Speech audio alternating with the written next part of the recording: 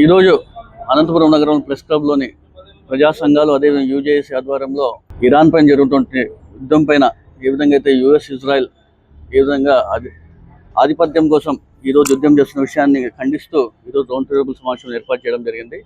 ఏ విధంగా మనం ట్రంప్ చూసుకుంటే ఎక్కడికి పోయినా కూడా నాదే ఆధిపత్యం జరగాల, క్రూడ్ ఆయిల్ సంబంధించి కానివ్వండి, ఎల్పిజికి సంబంధించి అంతా నాదే జరగాల, మిడిల్ ఈస్ట్ అంతా కూడా నేనే నా అండర్లోనే ఉండాలని చెప్పేసి ఇజ్రాయెల్తో కలుపుకొని ఈరోజు యుద్ధం చేయడం, దాన్ని తీవ్రంగా మేము ఖండిస్తున్నాం.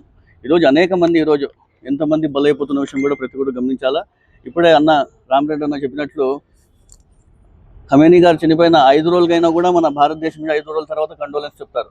అదేవిధంగా 165 మంది అక్కడ బాలికలు ఇరాన్లో చిన్న బాలికలు చనిపోయిన తర్వాత కూడా 7వ రోజుకి మన భారతదేశం నుంచి కండోలెన్స్ చెప్తారంటే ఏ విధంగా మన భారతదేశం పరిపాలన కూడా వస్తుందని అందరూ కూడా గమనించాలా.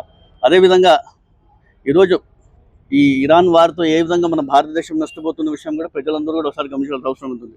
ఈరోజు దాదాపుగా 80% క్రూడ్ ఆయిల్ అంతా కూడా మన భారతదేశానికి వస్తున్నటువంటి ఇరాన్ నుంచి కానీ మిడిల్ ఈస్ట్ నుంచి వస్తే కానీ ఈరోజు ఇప్పటికీ మనం చూసుకుంటే కూడా గ్యాస్ కమర్షియల్గా అయితే కన్నా ఇప్పటికే చాలా హోటల్ కూడా బంద్ పడిన విషయం కూడా మనం చూస్తున్నాం. రాబోయే రోజుల్లో ఈ ఆయిల్తో పాటు గ్యాస్ కూడా ఏ విధంగా ఇబ్బంది పడే స్థితి కూడా మనం గమనించాలా. దాదాపుగా 1 కోటి మంది జనాభా మిడిల్ ఈస్ట్లో పనిచేస్తున్న విషయం కూడా ప్రతి కూడా గమనించాలా.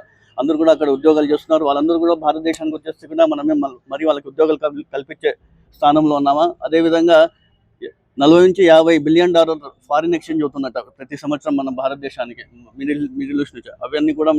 ఇవన్నీ కూడా గమనించి ఖచ్చితంగా మన ప్రధానమంత్రి నరేంద్ర మోడీ గారు ఈ ఇరాన్ వారిని ఏ విధంగా ఖచ్చితంగా మాట్లాడి స్టాప్ ఏ విధంగా చూసుకుంటే ప్రతి ఒక్కరూ శాంతియుతంగా ఉంటుందో తెలియజేసుకుంటూ ఇక్కడ జరగబోయే రౌండ్ టేబుల్ సమావేశంలో రాబోయే రోజుల్లో ఏ విధంగా కార్యక్రమం చేస్తున్నారో మీకు మరి తెలియజేస్తున్నాను.